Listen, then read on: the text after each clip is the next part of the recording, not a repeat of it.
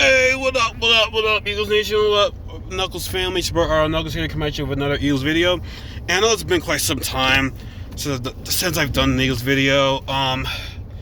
There was just so many talks, Eagles are interviewing this person, Eagles are interviewing this person, they're interviewing this person. Like, it was just so much. I'm just, what? Let me just wait until they actually do the correct hire, because I feel so as I make a video, something's gonna happen, and I was talking about Robert Saleh, then he gets hired by the Jets. So the Eagles have now officially hired their new head coach, Nick Sirianni.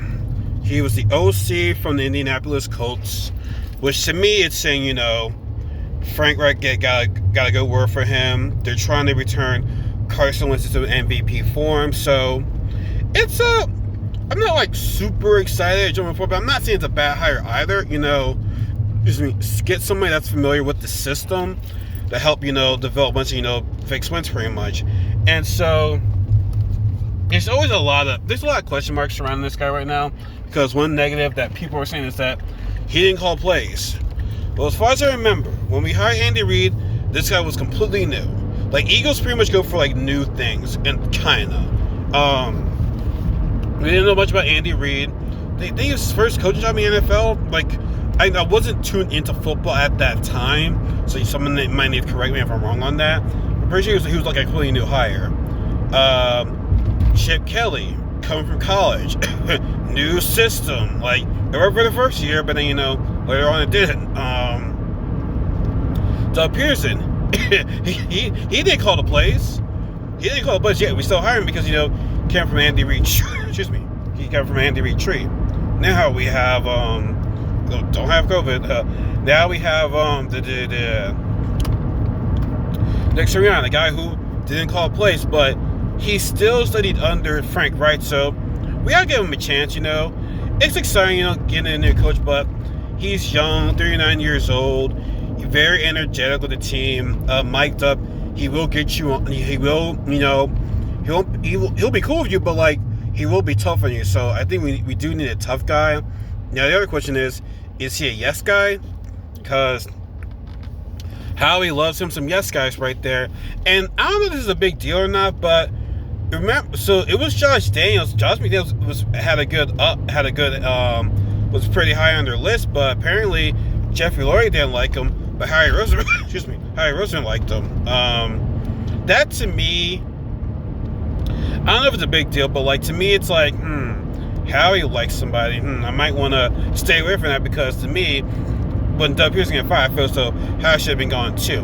But yeah, that's a different story for a different day. But but is he gonna be a yes man to Howie? Now he's young.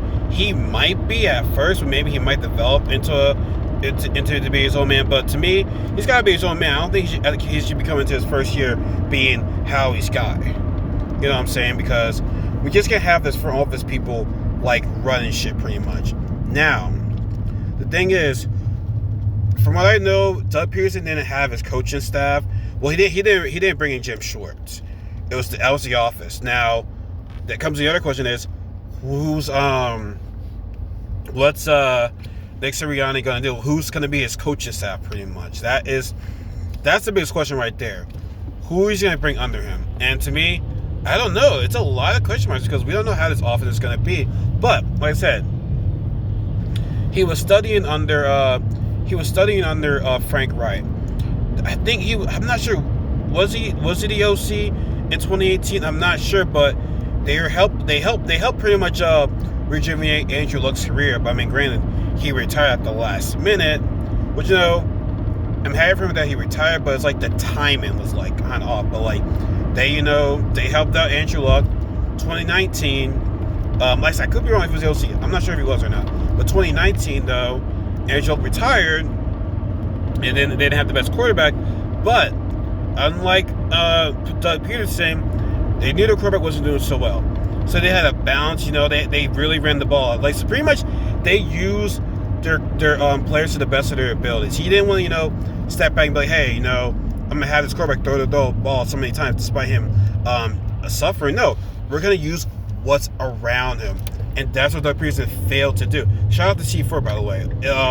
Eagles content creator, which I think doesn't get a whole lot of credit. Granted, he does have over 100 subscribers, 100K subscribers, but I don't know. When I see Eagles content creators talk, I never see that guy being mentioned. I don't know. Like, that's just me. Maybe it's something that I don't know. But back to the main topic of the video. They used the players around, not just, it wasn't just, the coaching system. It was like, okay, we're going to use these players and we're going to run the ball. And they had a great rushing attack. I believe it was ranked 7th, 2019. And then here we are, 2019. They definitely, helped Phillip Rivers' career pretty much. I mean, he's retiring now, but he did a lot more mistakes than we normally tones to do. And that offensive line, man, and that offensive line helped big time. So maybe he might not even get a receiver. He might get an offensive line because when you really look at it, we have a lot of receivers. We just need the right wide receiver coach. Now, if you do get an offensive line, which position are you going to draft? Because to me, I think you have, because technically, depends if Brandon Brooks can stay healthy. Excuse me. You have a good offensive line, but granted, it is aging.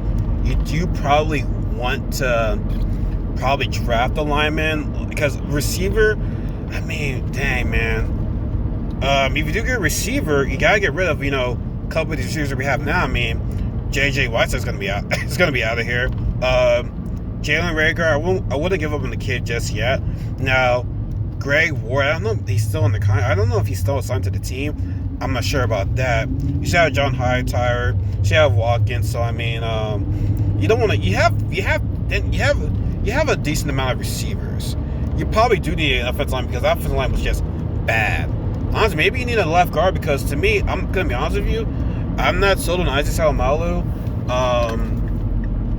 Who knows if Jason Kelsey's gonna retire or not? Lane Johnson's getting hurt all the time. Now left side, it's gonna be between Jordan Mailata or Andre Dillard. So you have depth. Receiver or lineman, it's tough. The two receivers, Jamar Chase, and I forgot the other guy's name. Those receivers are really, really good. They're really, really good. Like, oh man, that's a tough one. But Nick Sirianni though, I think it's an interesting hire. You need to see how Colts fans feel about this. But yeah, he might not call the plays, but he definitely learned under Frank Wright though. There's a lot of coaches that don't call plays, yet OCs that don't call plays, yet they still get hired. Like I said, I wasn't so like, oh yeah, Doug Pearson when we got him, but he turned out to be good for the Eagles. Maybe the same thing can be said about Nick Sirianni. Like I said, we're always unsure, but later down the season, okay, let's see what happens. Excuse me, his press conference is gonna speak to us because granted he's gonna speak to us, but when you hear his tone, when you hear his energy, that's, you can tell by these conversations, by these press conferences. Is he gonna be super energetic? He's gonna be let's go. Because I feel as though the new Lions coach was pretty much hyping the organization up. So maybe he'll hype them up. It's exciting, It's a lot of question marks. I said we don't know what this guy is going to do, and guess good thing we went with somebody new.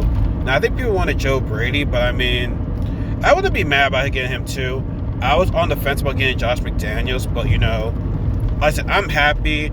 I think hopefully he's gonna be more of a balanced attack, not throw. He might get a mix in of running the ball because we have Miles Sanders.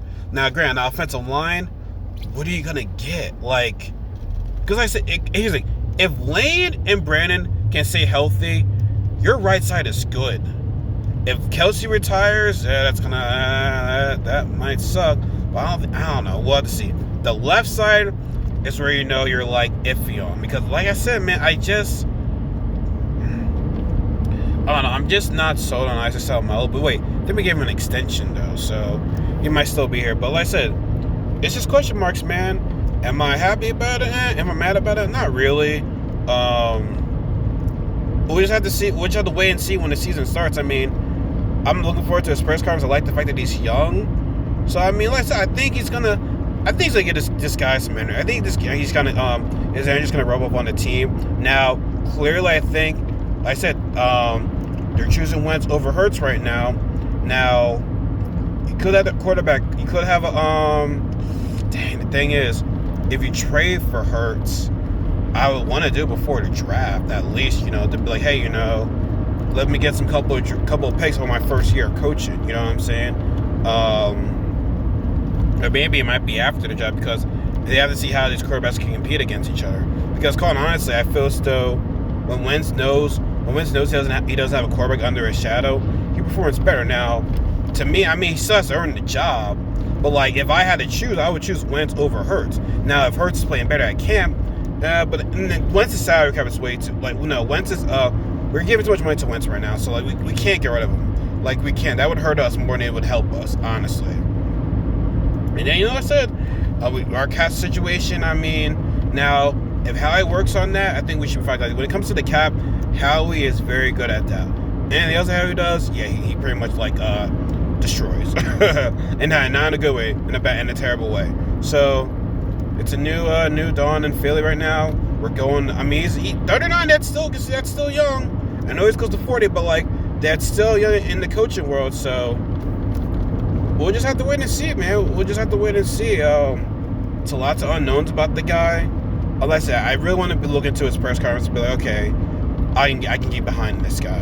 You know what I'm saying? Like I said, every time when you get a new coach, it's always a mystery. You're not too sure what you're gonna get, because you gotta be in charge of bringing in the staff. I don't want to say charge, but you gotta help do a hand in drafting, play calling, OC, DCs, wide receiver coaches, running back coaches. Now, Deuce Staley, I will say this, I feel as if they should definitely get promoted. I like to see Deuce Staley as an OC, because he's been an organization for a very long time, and he's done so many amazing things. Now, I'm not gonna lie, I was iffy on him being a head coach, but I feel better for him as an OC. I do. I truly do. So yeah, like I said, man, I'm looking forward to it. Maybe he'll surprise me. Maybe it's a good thing we didn't hire somebody that has huge expectations. Maybe like I said, this guy might surprise us all in the end. So we'll just have to wait and see. I just don't know if like I said, he's got to come in with a win in mind attitude right now. He can't be say, oh, we're gonna take this year of seeing what we got. No, we got to go right now.